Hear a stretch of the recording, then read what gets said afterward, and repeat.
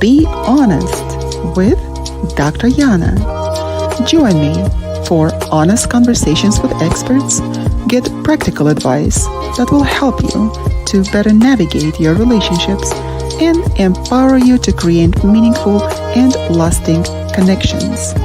Fridays on United Public Radio Network 107.7 FM.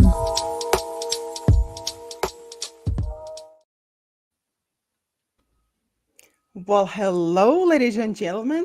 We are back on Be Honest with Dr. Yana on United Public Radio Network 107.7 FM for beautiful New Orleans. And it's not that dark today there, right? It's pretty sunny. So today we have a fantastic guest with us, Dr. Elliott Van Dusen. He's going to be honest with me today. And he does not need any introduction because most of you guys already know him. But for those that don't know Dr. Elliott, he is a criminologist and parapsychologist. He also completed 15 years of service with the Royal Canadian Mounted Police before retiring at the rank of a corporal. Dr. Van Dusen spent his policing career specializing in major crimes, homicide, sex crimes, and drug enforcement. He currently serves as the director of paranormal phenomena research and investigation. Dr. Elliott is pretty famous on TV, on media, on podcasts. So we are going to talk about his toxic relationships today. Not necessarily all, but welcome, Dr. Elliott. Well, thank you. Thank you for having me. It's so good to have you here today. I know I've listened to your show before, and now I can't believe that I'm on it. Now you're going to have to be honest. For sure. For sure.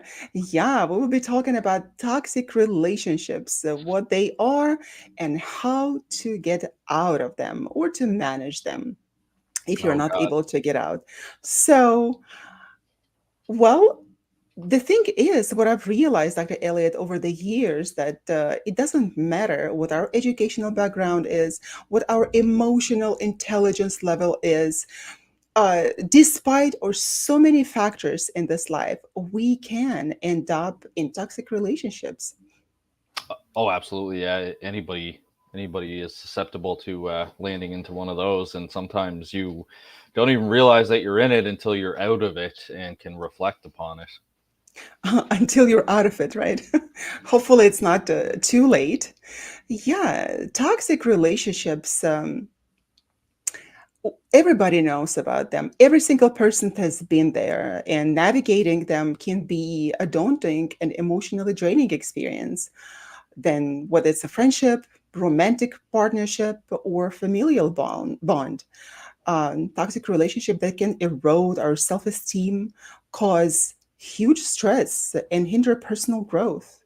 But I think it is very important to recognize and address toxic dynamics because that is very essential for maintaining our mental and emotional well-being. So, speaking about the strategies on how to do that, is absolutely important because we think a lot of the times that we are not in toxic relationships, that things do happen. People are people and they are just humans. So we give so many excuses. We excuse our own behavior, we excuse the behavior of our partner. But do you think we should be excusing them? Where is the line, Dr. Elliott, between our good nature of giving people second chances, loving them? Because we talk about unconditional love so many times. And if love is conditional, then it is not love. What do you think about it? Yeah, it's like I said, it's really hard when you're in the mix of things. I know one toxic relationship that I can think of that I was in. I had been introduced to this female that was a coworker, sort of a coworker, not in the exact office, but the same organization. And we ended up talking. I was single at the time, and developed a relationship that was long distance. And we ended up going on a date when she came home, and things went really well. We both had a great time, went out for a great meal, great conversation. Both wanted to see each other again, so we can continue to stay in touch. And we ended up discussing being in a relationship, and she didn't want to put any terms on it or any names on it, um, which I was okay with, having just gotten out of a marriage. Uh, I was with that woman for 10 years, and I was married for uh, God, I guess almost 10 years as well. Maybe eight, maybe eight. And well, I wasn't opposed to not putting any labels on it, but I started to notice a few things uh, after a while. Like I noticed that when you would tell a story, the other person would try and like top that story with something that happened in their life. I also noticed a lot of things seem to be kind of like almost like a poor me type syndrome. And no matter what you would say to try and help that person, it was always just like they were so hard done by. And then what really kind of sunk home for me after a while, I will admit, I was still kind of like wrapped up in the toxicity, but there was a couple times that they had flown home and they couldn't make time to meet up, not even for like a cup of coffee. And to me, that was just so foreign because I know when you're developing a relationship with somebody and you're courting someone, if you really want to see them, you'll make time for them.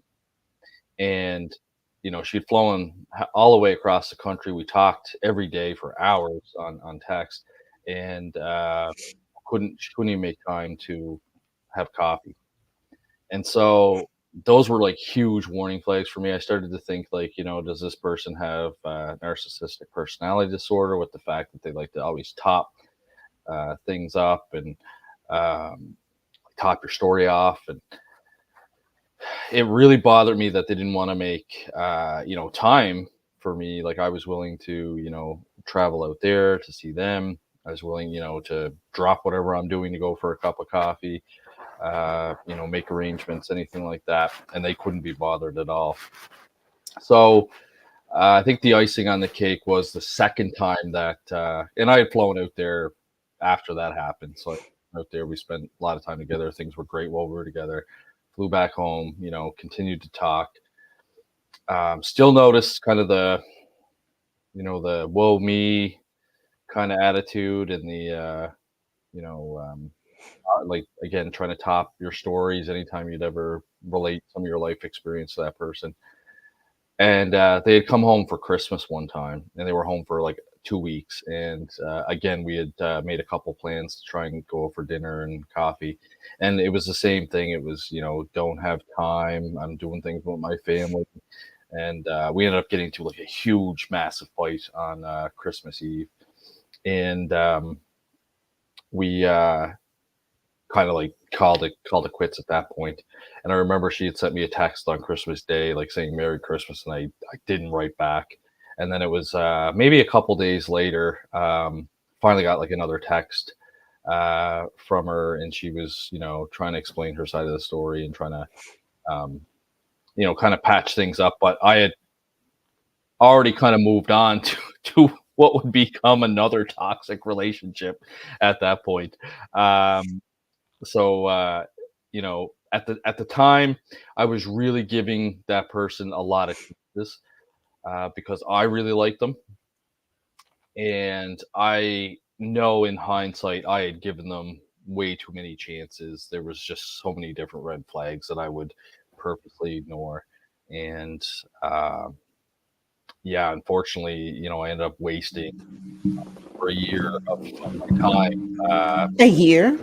Yeah, over a year of my time, courting this individual before I finally Individual. before I finally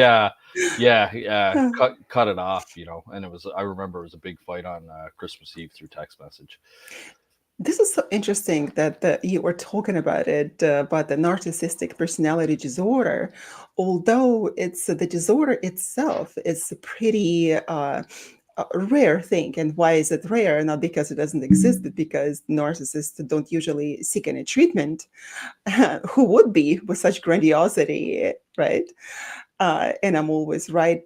However, a lot of people they exhibit narcissistic traits, and I can see just the classical case of narcissistic behavior. So you were in one for a year. Narcissistic relationships, they typically involve a person who exhibits narcissistic traits like dominating, manipulating, for their own gratification and needs. And it can happen in various relationships. And now it wasn't romantic, a partnership, of course, but it can be in friendships, in family, even professional dynamics. Yeah, there was. I did notice like a lot of the characteristics of narcissism, and like there was certainly the grandiosity, where self importance for that person was evident. It like oozed out. A little bit of need for admiration, wanting to be complimented and have positive feedback given to them. Definitely, a sense of entitlement, especially occupational wise. Um, But did you uh, know about narcissism before you started that relationship? no, actually, I didn't until I ended up learning more about it during my master's program, and then I could see like there was the lack of empathy really overall. Wouldn't really say exploitive behavior, but there was definitely like a lack of empathy, the self entitlement, the need for admiration, a little bit of arrogance as well. Certainly, she had interpersonal problems, both at work and in interpersonal life. A sensitivity to criticism as well. There was a multitude of characteristics that this person met. And it's interesting because I know a lot of women talk about narcissistic men that they've dated. But after that, looking back on that, like I would say that that's probably the only person that I dated that I felt, um, you know, was probably a narcissistic female. Oh, yes, absolutely. Exactly. So many women talk about men, men, men. It's because probably women talk more in general, and guys tend to keep everything inside and trying to analyze it and internalize it. But it is my understanding that the women, like you call them female, I did it a female, women narcissists, they are, can be pretty violent. Violent Mm. in terms of emotional uh, volatility as well, and they can be violent physically as well. And if we look at that, there's a huge prevalence in women, especially nowadays, who exhibit narcissistic traits. This is our society. This is the society in general promotes this kind of a behavior, and manipulation goes through gaslighting, emotional abuse, and different manipulation tactics, right, to maintain control and power of the relationship. So when you were talking about that, I've noticed that you mentioned so many traits.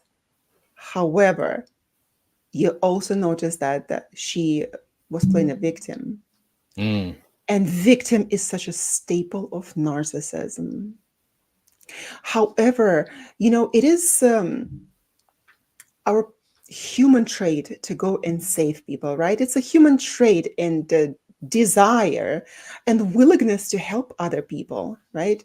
Well, S- especially being a police Oh, officer, yes. that is your desire to help and save people. So, And you were right there in the right spot. Yeah. yeah, and in hindsight, like I said, after being like going through it and processing the breakup and all the emotions attached to it, I realized that it was an unhealthy relationship, and that I deserve better as a person, and just kind of cut ties with them, wish them the best of luck, and um, Yeah, just I decided I don't need like that kind of negativity in my life.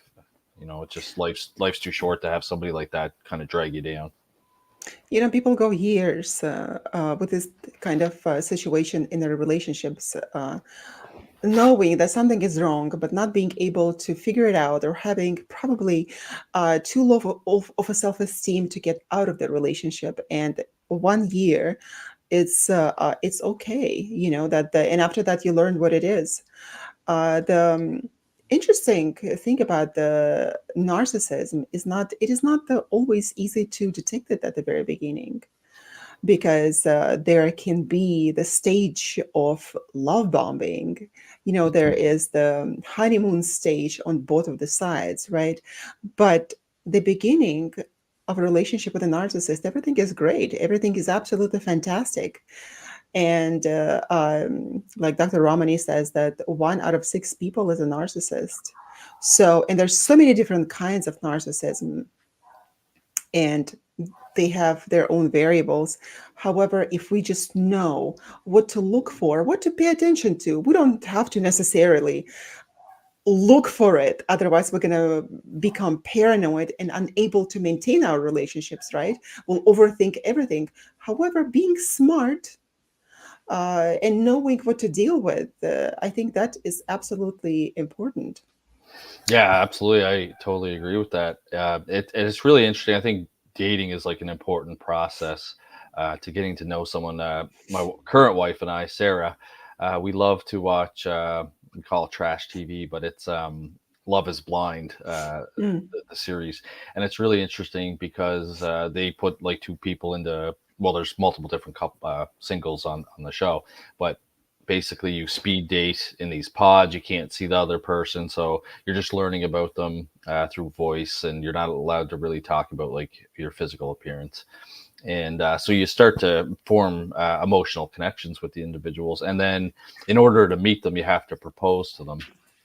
So once they propose, then they meet, and then they usually send them on a week's vacation somewhere tropical, which is not realistic because everything's being paid for. You're in a beautiful location.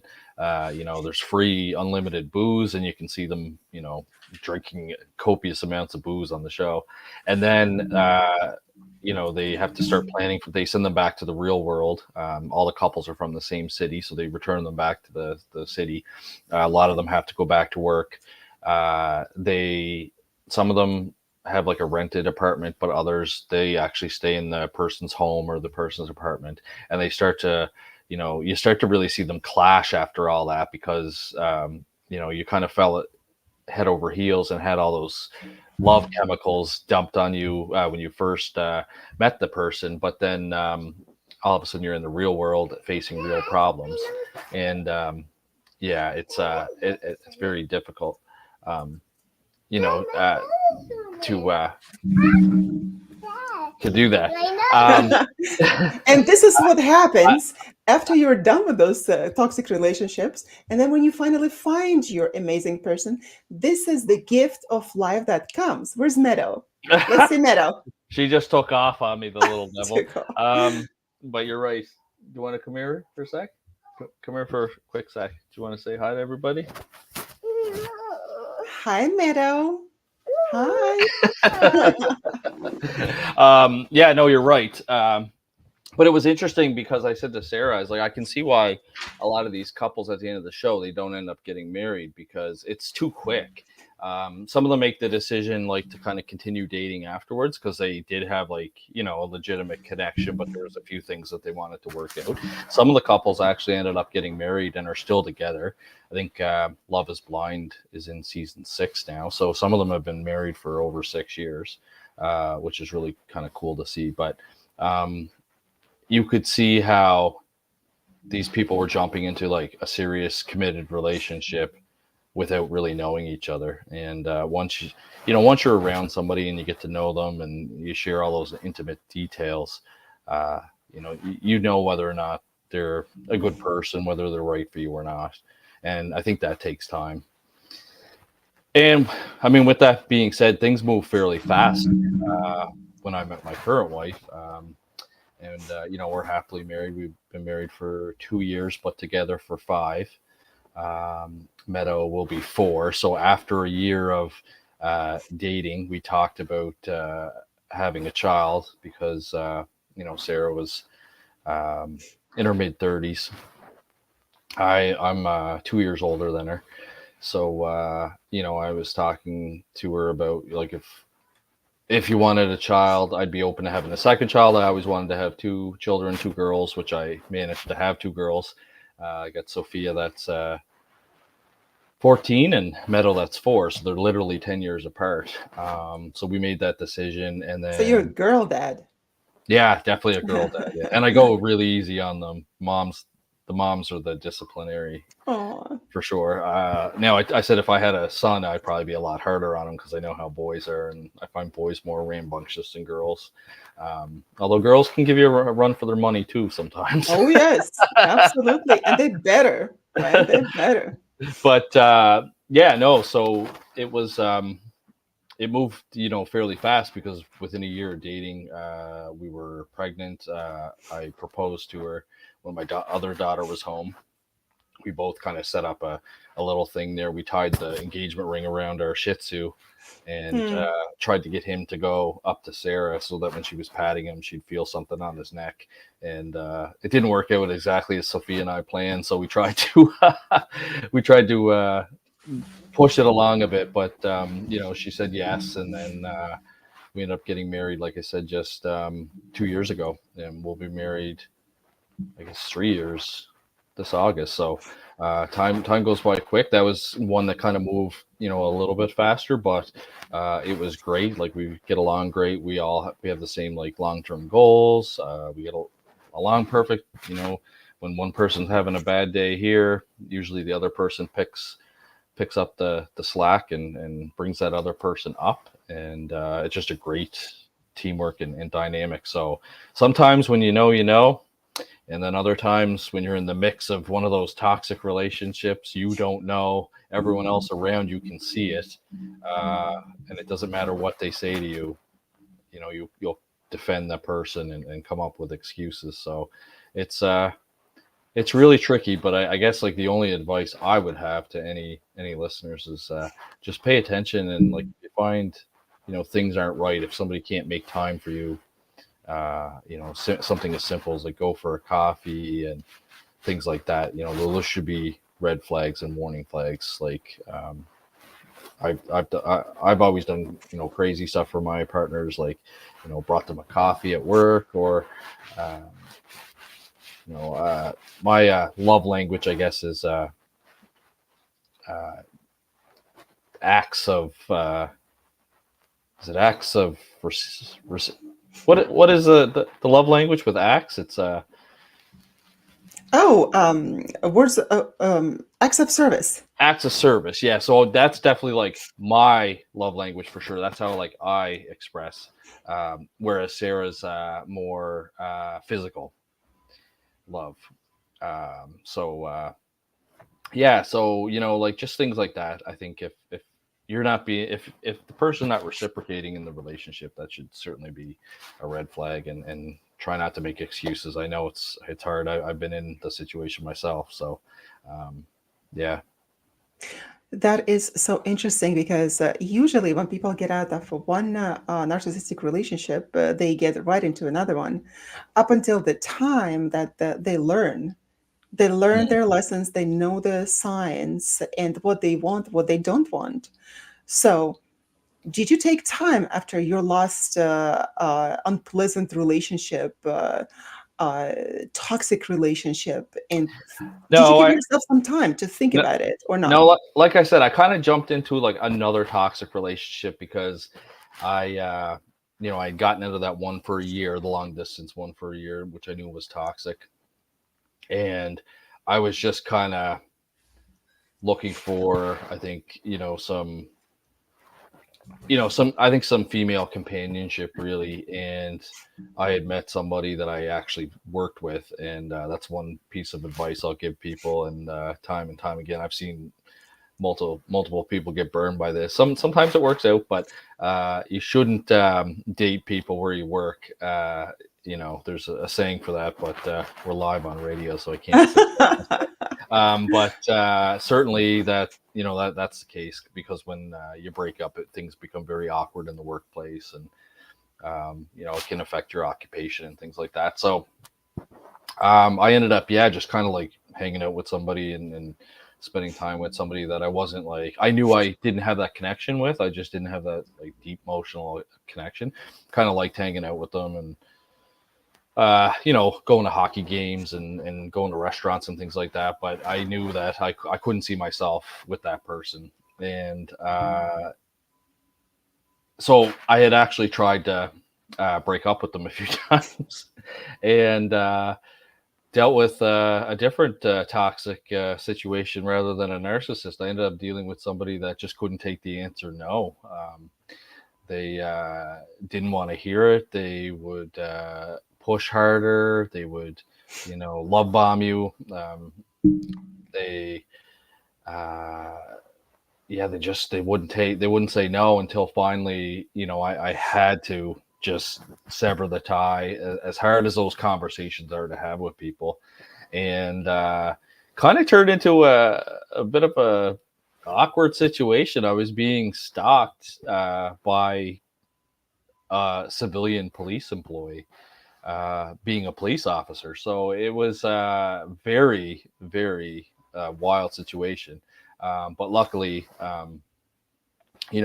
put an end to that really quick once the employers got involved on both our sides. And then I ended up, just dating generally for a little while until I met Sarah. And actually, it's kind of funny. So Sarah was the last person that I had to meet on the dating apps, because I had used Tinder and Bumble. I found Tinder wasn't that great. I don't know if it's literally because it's like supposed to be, or word on the street is that it's just like a hookup For the app. hookups, right? Yeah, but I liked Bumble because if you matched with somebody, the female had to message you first. And so they were obviously somewhat serious, because first they swiped on your profile to match, and then they took the time to actually send you a message. So I think I had matched with like 6 women on Bumble. And so like I went on dates with them and just didn't click with them. Um, and then Sarah was like the last girl that I had to go on a date with. And I was kind of getting like dating fatigue. So after that, if that didn't work out, I was just going to take a break.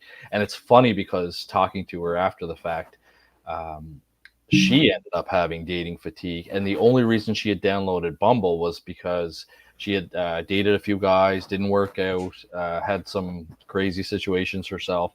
And her coworker said, "Why don't you try this Bumble?" And she explained the process to her. So she did, and I think she said she only swiped on a few people and had matched with like me and maybe one other person. And then we ended up going for a beer, and at that point in my life, I said, I think I just want something casual, and she was looking for something casual as well. So we sat down, had a beer, talked for like 3 hours. Found out we had a lot in common. We lived in the same provinces. We grew up in the same area. Didn't know each other though.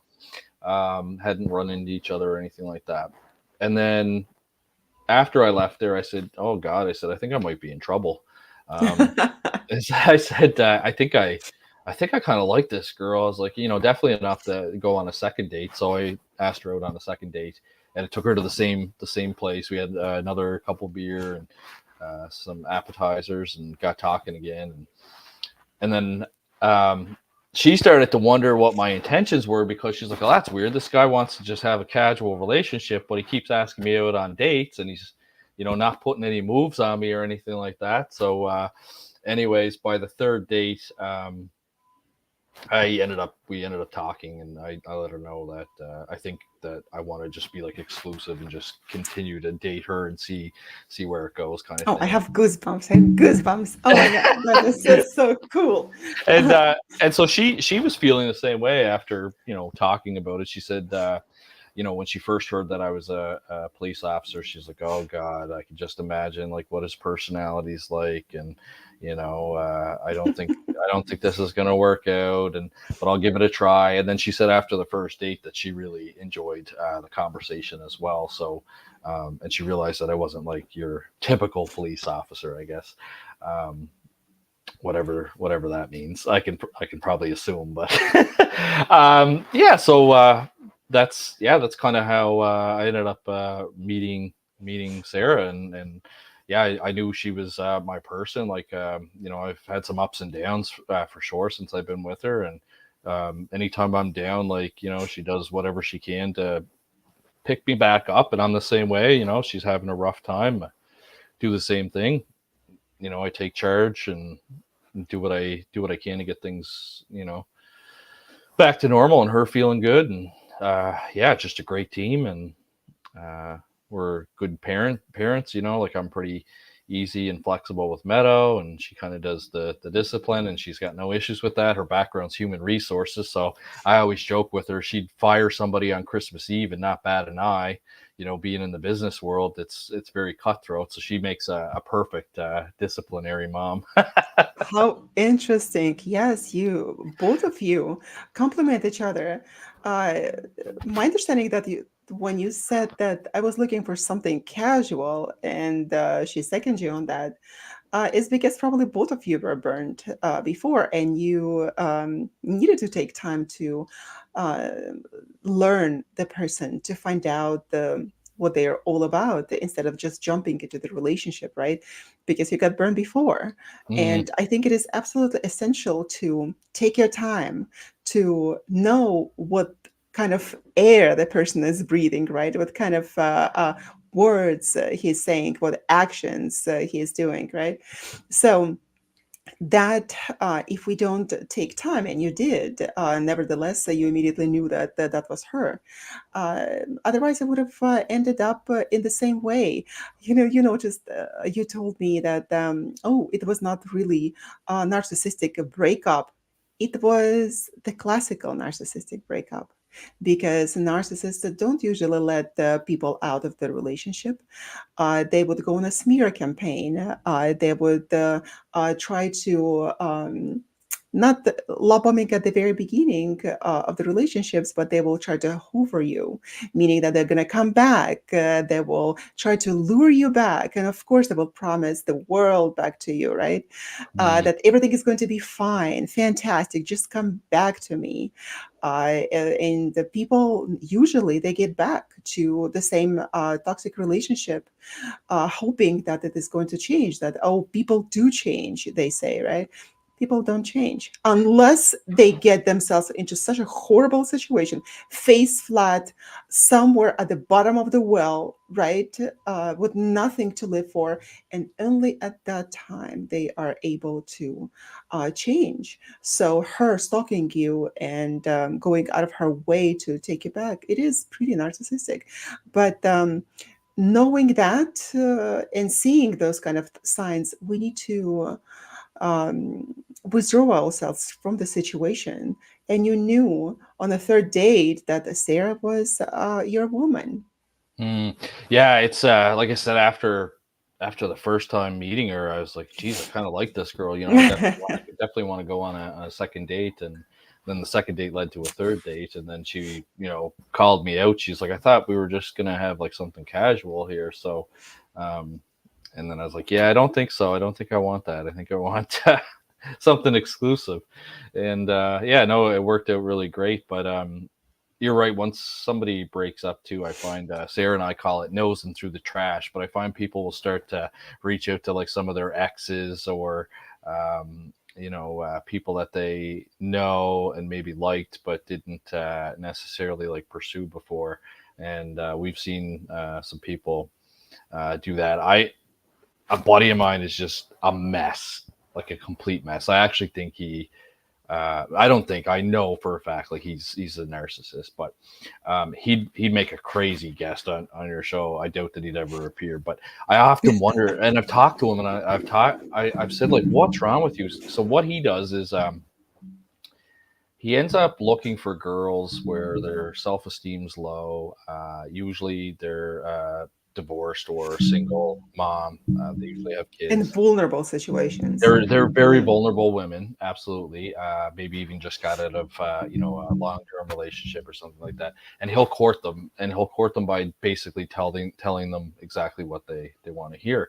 But then once he's in that relationship, he ends up going on all the dating apps and talking to multiple different women and possibly even meeting up with some of these women. And I've pulled him aside multiple times. I'm like, why don't you just tell people that you want like a casual relationship? Or when he was with a girl, Sarah and I knew that he was running around on her. And we said, why don't you talk to her and say, hey, I want to be in an open relationship. And he said, well, because she wouldn't want to be in an open relationship. And I'm like, well, then there you go. You shouldn't be, talking to other girls and things like that. And I just found out yesterday, before you asked me to come on the show, ironically, that the relationship he was just in for a year just ended.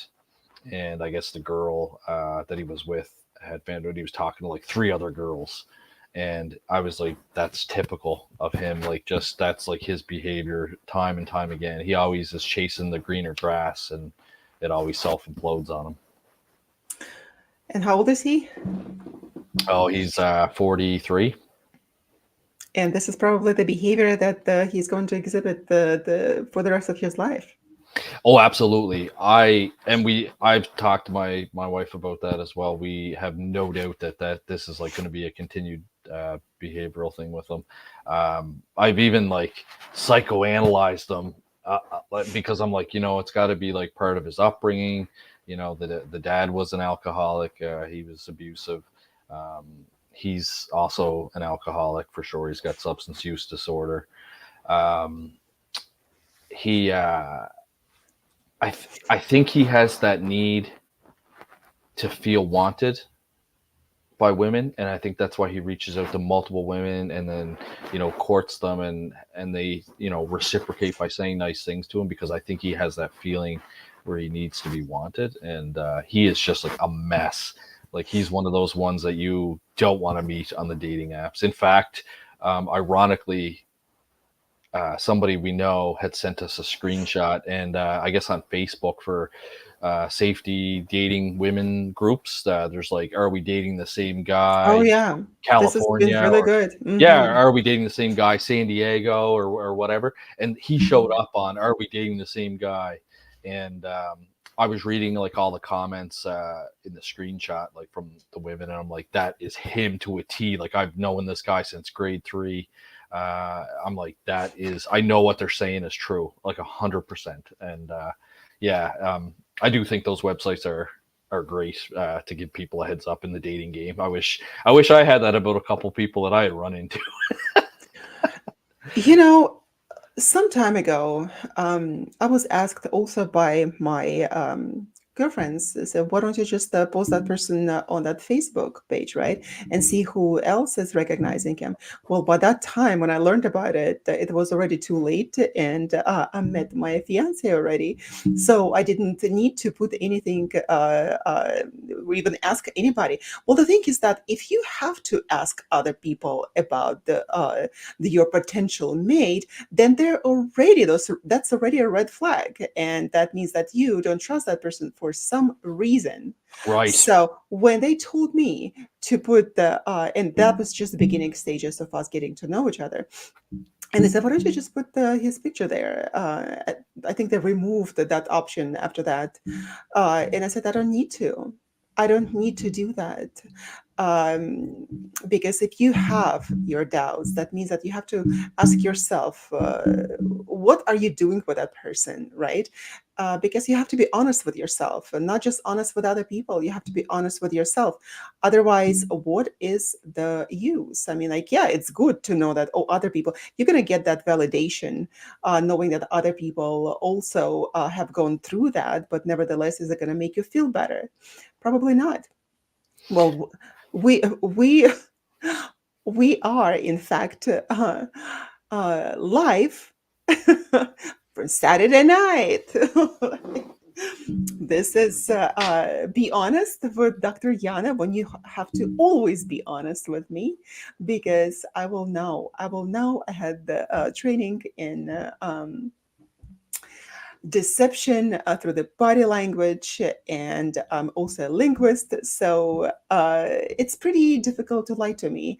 Although I have had my moments and I had to learn hard way and the new things how to detect the lies.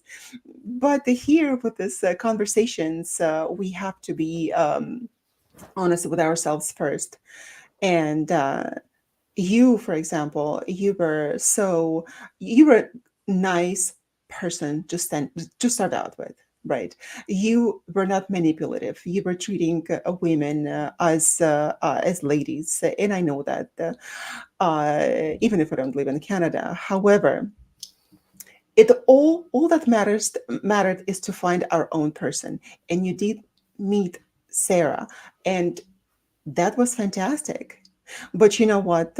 That you knew what you wanted, what you did not want.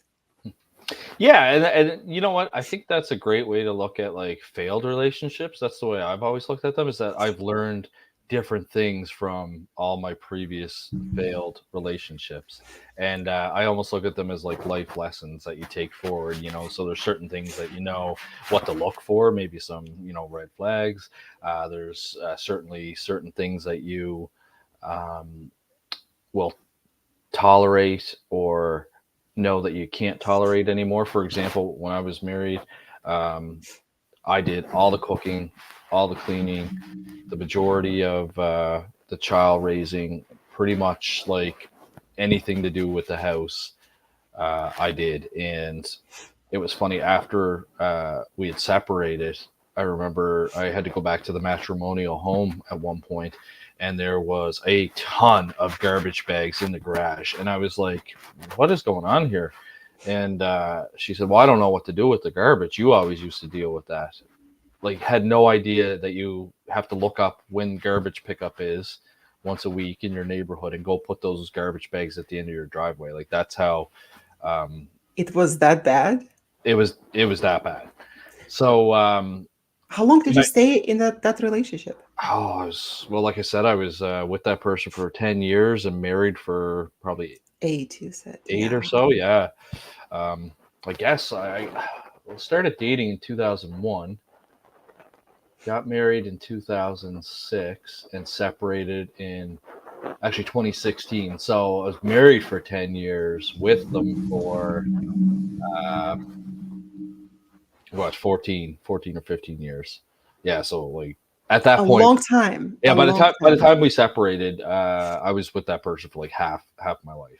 And so I knew, like, my next partner, I didn't want them to I wanted them to be like somewhat independent, as in the fact, like, hey, they can, if I'm not home because I'm away for work or whatever, they know how to bring the garbage down to the road, or you know, cook a meal for themselves or something like that. So, like I said, you kind of look at some of those past failures and you take them as lessons. And I know it's really hard when people are going through breakups and things aren't working out, because you think it's the end of the world, and you've got all those like emotions happening, and you're just like, oh, I'm never going to find anyone else, and you're just absolutely devastated. But I am a big believer in time heals everything, and it allows you to reflect upon things, and you'll actually take lessons from it. So anyone that's listening out there that's going through you know, a bad breakup right now, you just gotta ride the storm, the stormy seas, as I always say.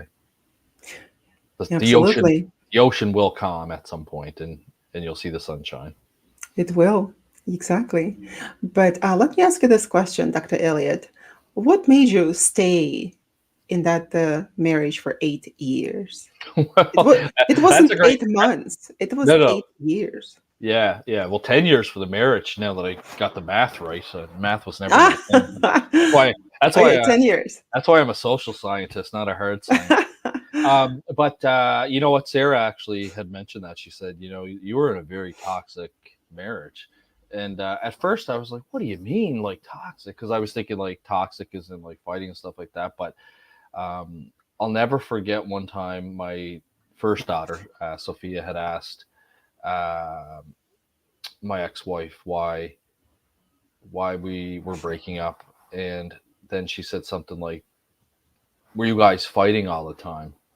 And I remember her mother said, "No, actually, that was probably the problem. We never fought because, like, when issues would come up, um, we didn't really like address them. I guess we just kind of like, I don't know, buried our heads in the sand, and which wasn't healthy, and it didn't really like resolve a bunch of problems. So after years and years, there was just like a whole ton of underlying issues that she had with me and I had with her, and yeah, it just came to a head one day, and um, neither of us were like extremely upset. It was just kind of like we made the decision to separate, and gave her reasons, and I was okay with it. Like, I felt like at peace with it. I'm like, yeah, I think you're right. I think it's time to go our separate ways.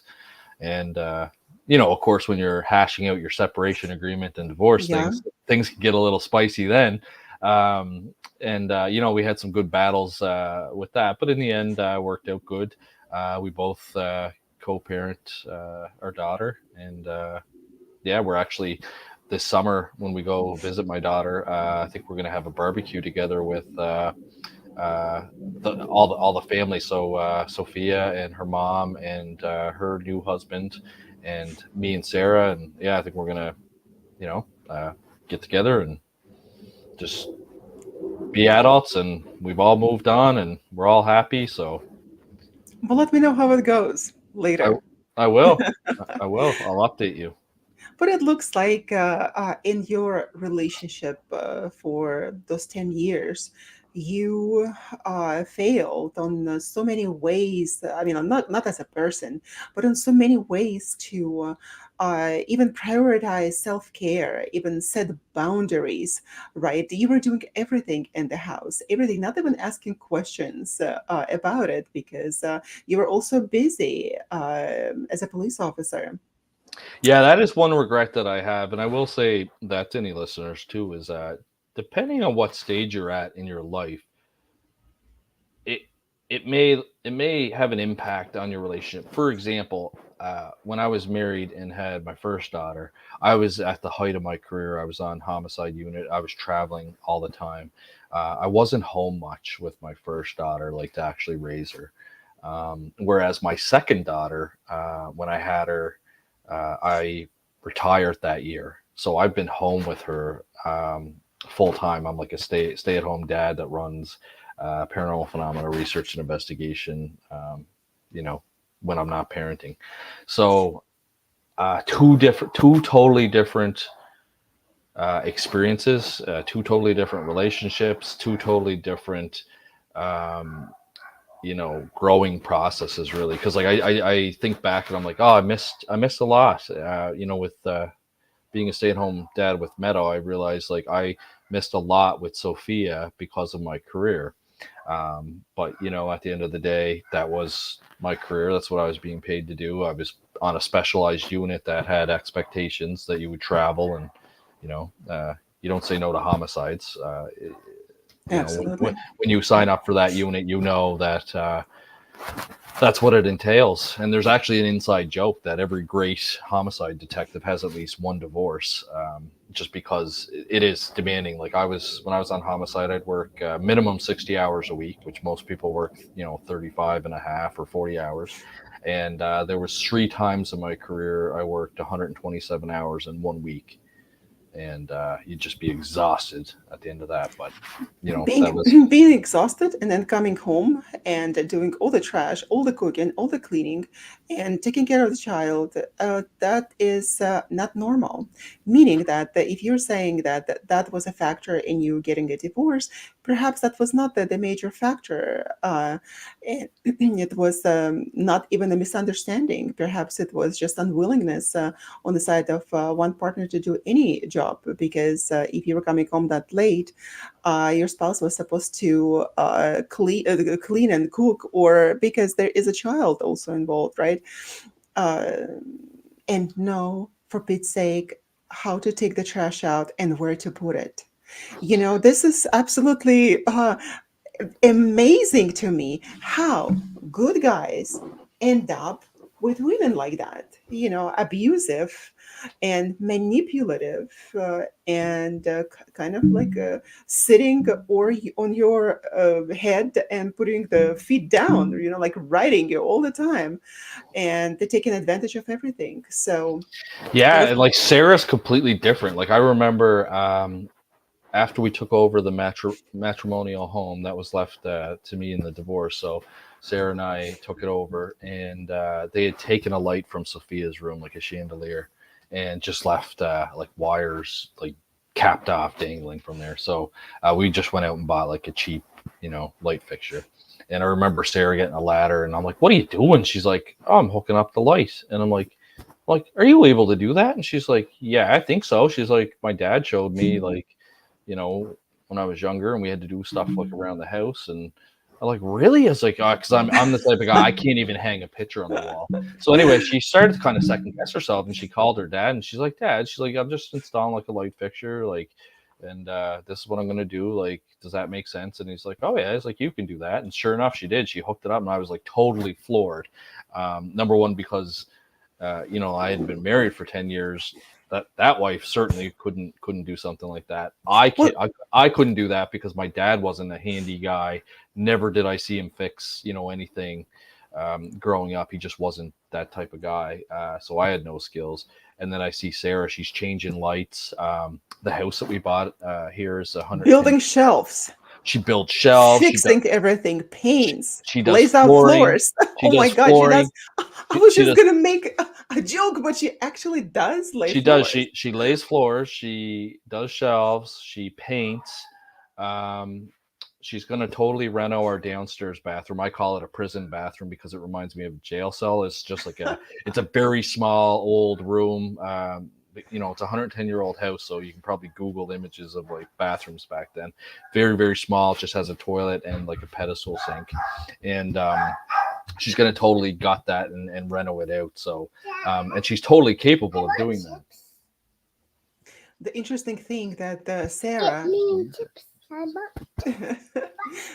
Sarah did not really need a man.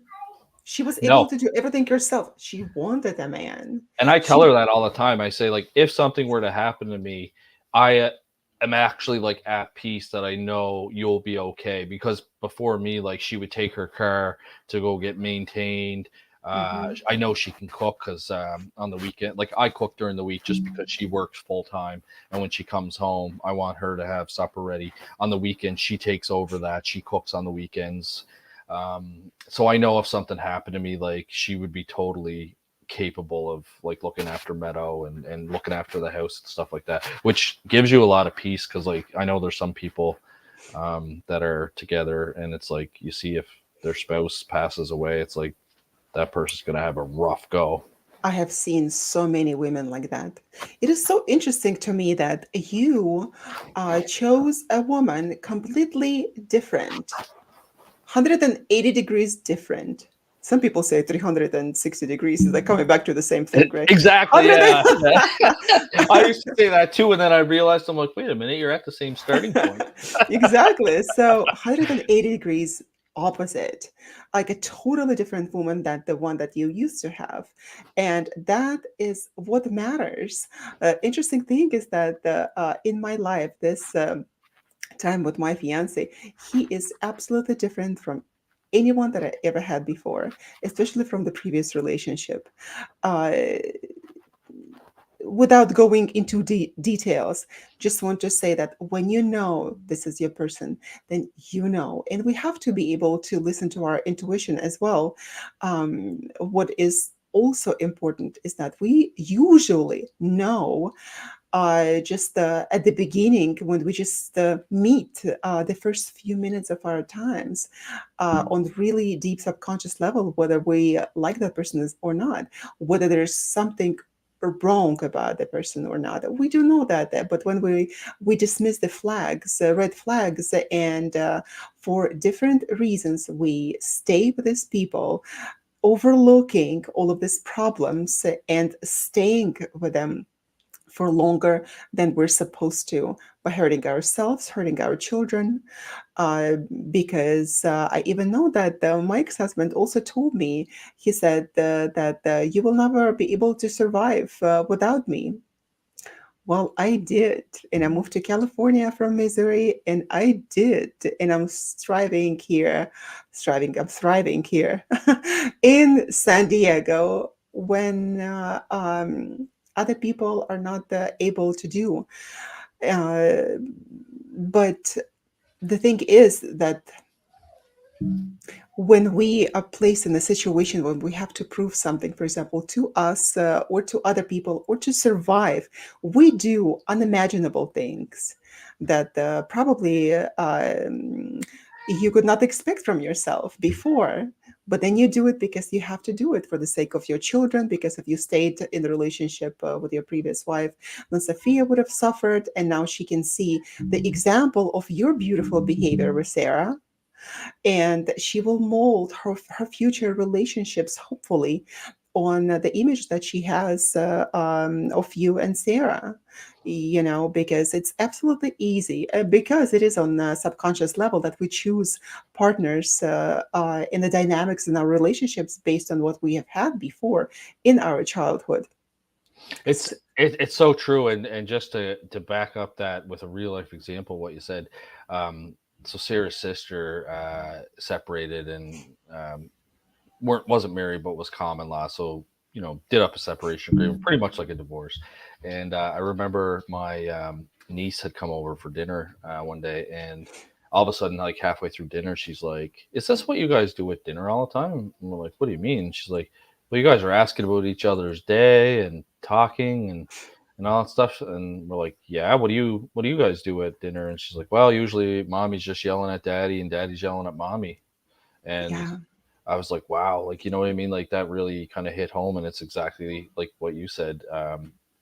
Kids are going to look up to their models. And if things are not good in the home, you know, hopefully somebody takes that step to call it quits if, the relationship's toxic, and get out and get into a healthy one, because they will be looking for that. And you often see, I saw it as a police officer, that cycle of abuse, or that, like you said, cycle where somebody goes for the same partner over and over and over again, and it's just the same result at the end of the day. because all of that is subconscious. And for girls, for boys, is very important as well. But for girls, it is also, if there is a toxic relationship, that they will know that uh, what not to tolerate when they look for the partner when they are in a relationship later on in life. And so the same goes for the boys, because women can also be abusive. Now look at yourself, great fantastic man, and who was in fact, that was a huge emotional abuse, and Sarah was right. It's just that when we're so busy, when we don't even have the time to slow down, like when we come at the end of the day, we like fall flat onto our pillow and sleep because we need to catch a few hours of sleep, then we don't have time to even think about it. Up until something dire happens, it's like, I cannot live that way anymore. A lot of people are in that situation when they are not able to get out, or they can't do anything about it. And then they end up in really bad situation, and years go by, and they figure out, you know what, my young years went by and I'm unhappy, and it's already too late, Yeah, unfortunately. it's interesting. I just thought of two other things too, that we do. So every morning, Sarah gets up at 6:30 for work, and I obviously I don't have to get up at 6:30. I would have to get up when Meadow wakes up, but I always get up when she gets up, and we have coffee together in the morning, and we discuss either future plans, or how her work's going to go, or what I have on the go for PPRI. And you start to like look forward to stuff like that, because I know when I've been away for PPRI work, she'll text me and say like, "Oh, I miss our morning coffee chat together," and things like that. So you have to set those those kind of couple bonding things together, and have that kind of healthy relationship. And yeah, there's just a lot of toxicity out there. So hopefully, if you start recognizing the signs, you run for the hills. And I know, like I said, I know it's hard. You get blind, but yeah, you just someone's got to make that decision to get out. Someone must, and we have to know the time when to do that. We have to recognize knowing when to go, because despite our best efforts, some toxic relationships can be beyond repair. And it's absolutely important to understand when to get out. And unfortunately, many of us stay there. But those who get out, it is a heroic journey. It's a journey of a hero. So, navigating toxic relationships usually require courage, self-awareness, and resilience. And we build that resilience, of course. You, for sure, did. For sure, Dr. Elliott. So For by sure. for sure, by recognizing red flags and setting healthy boundaries, and then prioritizing your own self-care and seeking support, knowing when to let go, we can protect our own well-being, our lives, and foster healthier connections. Because we must understand that as human beings, we I don't like the word deserve, because we don't deserve anything in this life, right? Deserving something, meaning that someone has to give it to us. We don't deserve anything, right? Uh, we in this lifetime must be able to have healthy relationships in order to be happy ourselves, and in order also to fulfill ourselves as human beings and our purpose as well. So without that supportive spouse, supportive partner, I don't think it is possible. And I am so happy that you found Sarah. Oh, I'm thank so you. happy. Sarah is such a great woman, and for everything that she does, and for the way that she loves you, and the way that she supports you. I can see that you have a loving relationship. And not only that you do, you know how to maintain it. Yeah, it's been great. Like I said, if I'm having a down day, she'll pick up the slack. If she's having a down day or she's exhausted from work, I'll pick up the slack. It's a good teamwork. She takes an interest in what I do. She's part of PPRI. She does our finances for us. Attends some of my events and helps like sell merchandise for the nonprofit organization. So it's great. Couldn't ask for a better partner. Well, I admire you guys, and I'm so happy that this story is continuing. It started, not just that story, that the toxic story ended, and the new one, healthy, had started, and we're all capable of doing that. Oh Well, God, me too. Me too. yeah, yeah. So I'm grateful to you, Dr. Elliott, for joining us today and sharing your fabulous stories with us, because we need to know that we are not alone in our journeys, and other people are going through that as well, because that is very therapeutic. So thank you for that. I know that it caused some unpleasant memories to surface, but you dealt with them before. You are a gonna get psychologist. gonna get You've gonna get the sage out after this.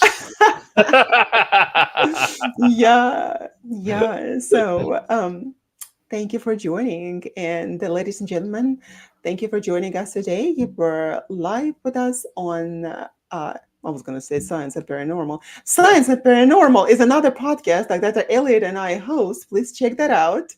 We connect science to everything that is paranormal. So join us on Tuesdays at 7 o'clock Pacific time. And then what time is it? 10 o'clock Pacific. What is this? What is the 10, time? 10, 10 p.m. Eastern time is when. Eastern time, 10 Yeah, p.m. Eastern time. So yeah. We look always have for some us, great conversations on there as well. So yeah, if you and like we the have dynamic fun. on this show, yeah, check us That's out. right. We just don't discuss relationships there. We discuss the relationship between the science and other things, such as hypnosis and sleep studies and paranormal apparitions and everything of that sort. So come check this out. Well, thank you for being us today. We are concluding our fantastic conversation. So join us next Friday at the same time for another great conversation. You were live with Be Honest with Dr. Yana on United Public Radio Network, 107.7 FM. Have a fantastic day. Take Bye. care. Thank you.